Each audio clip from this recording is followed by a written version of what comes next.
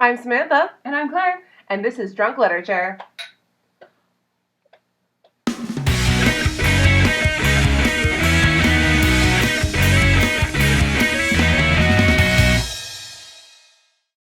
This is The Secret Garden. Look at it.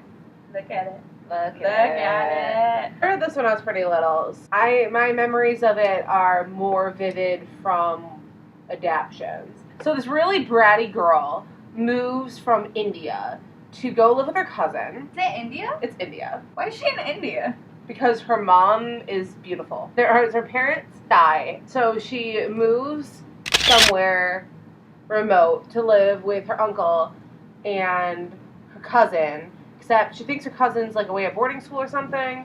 Since she is from India, I feel like she should be biracial. Right? Like, it doesn't make any sense that she's super white. And all I remember is that her mom was supposed to be super beautiful, and she had, like, many admirers, something like that. Of course the woman has one quality, and it's right? super beautiful. Well, her dad doesn't have any. Okay.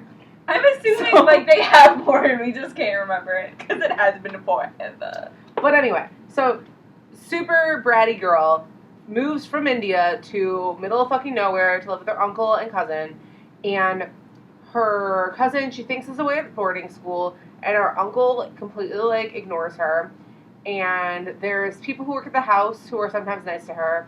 She discovers her cousin is actually hidden away in some room in the giant house because they live in a fucking mansion.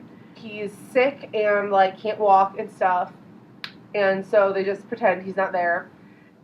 And she also takes an interest in, like, gardening, and she finds the garden that they locked up when her aunt died, and it was, like, her special place, and she convinces the gardener to, like, help her find the key or something.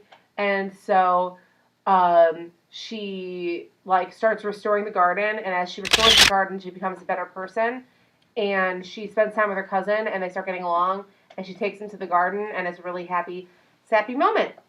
And yeah, that's basically the summary of The Secret Garden. You go.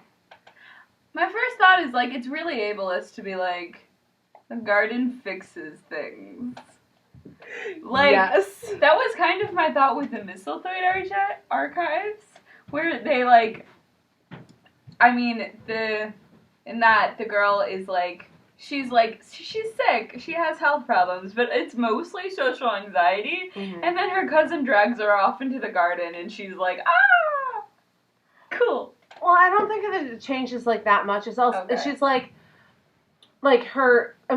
her cousin, like, starts talking to her, and so she gets comfortable with her cousin, and then, like, she's worried about, like, asthma and stuff, and she, like, works up the, like, endurance to walk all the way to the garden, and then, like, to, like, actually work in the garden, and, like, it builds her confidence, which doesn't alleviate her social anxiety that much, but, like, it helps, and then she starts thinking about going back to, like, a real school. She has some confidence now.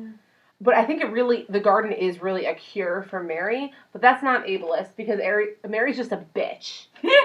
Yeah. So, the garden, caring for something else, even though it's not, like, a person or an animal, it's just a garden, it helps her, like, think of something besides herself for the first time in a long time. Oh, yeah, that's true. And so that helps her a lot. And that's why she's able to put her cousin first. And help him in the book and her in Mistletoe, an adaptation that we both like. It is such a pretty adaptation. If oh my god. Are doing this book for English class, like, watch the adaptation. It's not going to be helpful, but it's pretty. I really think it's interesting, because I think that, you know, the old poem, the Mary, Mary, quite contrary, how does your garden grow? I think that came from this book, but I'm not sure. And I don't know if that was, like, something that I took and put in this, or if it was, like, something written specifically for this, because I feel like it should be, because it's about a garden. We know so much about books.